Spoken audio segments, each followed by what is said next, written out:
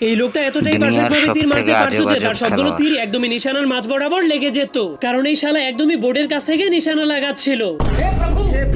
আর এই লোকটাও একদমই পারফেক্ট ভাবে বলে নিশানা লাগিয়ে দেয়, যার ফলে সবগুলো বল একসঙ্গেই ফুটোর দিকে যেতে শুরু করে দেয়, কারণ সে সবগুলো বলকে একসঙ্গে সুপার গ্লু দিয়ে লাগিয়ে রেখেছিল।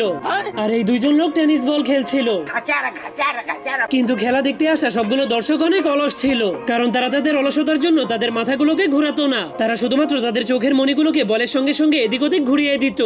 আর এটা হলো দুনিয়ার সব থেকে বড় বরফের পাহাড়, এই জন্য যারা সেখানে স্কেটিং করতে আসতো তারা প্রচন্ড ভয়ে থরথর করে কাঁপতে শুরু করে দিত।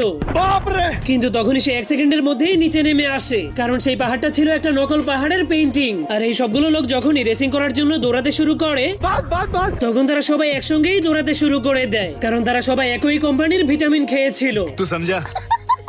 আর এই মেয়েগুলো সাঁতারের রেস করতে শুরু করে, কিন্তু তখন হাজার হাজার মানুষের ভিতর থেকে একটা জল পড়ে সেই রেসটাকে